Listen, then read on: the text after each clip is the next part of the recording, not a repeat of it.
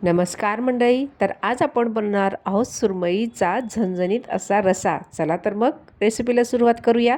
तर इथे मी घेतलेला आहे जवळपास कोथिंबीर आहे 1 मूठभर, त्यानंतर 5-7 लसणाच्या पाकळ्या आहे, आलं आहे, टमाटा आहे 1 बारीक चिरलेला आणि त्यानंतर सुकं खोबरं आहे की जे भाजून घेतलेलं आहे आणि ते आपल्याला सगळं मिक्सरला बारीक दळून घ्यायचं आहे.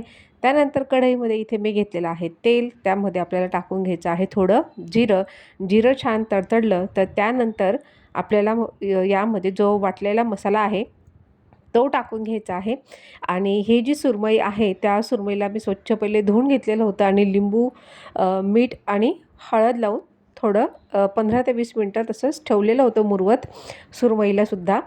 लिंबू टाकल्यामुळे त्यानंतर आपल्याला कोकमची गरज भासत नाही.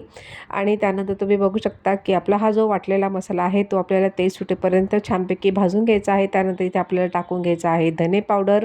ही सुद्धा आपल्याला यामध्ये छानपैकी फ्राय करून घ्यायची आहे. आणि त्यानंतर आता मसाल्यांमध्ये आपण टाकून घेणार आहोत लाल तिखट. हे जवळपास मी ते 1.5 चमचा टाकून घेतलेला आहे. तुम्ही तुमच्या आवडीनुसार तिखट हे कमी जास्त करू शकता. त्यानंतर 1 चमचा आहे ते गरम मसाला. याऐवजी तुम्ही मालवणी मसाला वापरलात तरी चालेल किंवा मग फिश करीचा जो मसाला येतो तो वापरला तरी चालेल. आणि त्यानंतर हे सगळे मसालेसुद्धा आपल्याला चांगले तेल सुटेपर्यंत यामध्ये फ्राय करून घ्यायचे आहेत. चॅनलवर जर नवीन असाल तर आत्ताच लगेच चॅनलला सबस्क्राईब करा आणि आमचे नवनवीन व्हिडिओ असेच बघत राहा. अतिशय साध्या सोप्या पद्धतीने आणि अतिशय रुचकर जेवण आपण इथे बनवत असतो. त्यानंतर इथे मी गरम पाणी टाकून घेतलेलं आहे. आणि गरम पाणी मुळे काय होतं की मसाला हा छानपैकी भाजला गेलेला असतो आणि भाजीला एक छानपैकी तवंग येतो, एक तर्री येते. आणि त्यानंतर आपल्याला याला एक छानपैकी उकळी येऊ द्यायची आहे. लक्षात ठेवा गरम पाण्यामुळे भाजीला एक वेगळी चव येते. आणि इथे मी थोडंच मीठ टाकलेलं आहे कारण की ज्यावेळेस मी सुरमई साफ केलेली होती त्यावेळेस मी त्याला मीठ, हळद आणि लिंबू लावून ठेवलेलं होतं. त्यामुळे इथे आपण आता थोडंच मीठ घालणार आहोत. त्यानंतर आपण आता जी सुरमई आहे फिश ती आपण यामध्ये टाकून घेणार आहोत. तुम्ही बघू शकता की इथे मी सगळी जी मच्छी आहे याला हळद, मीठ आणि लिंबू लावून ठेवून दिलेलं होतं. ही सुरमई आहे.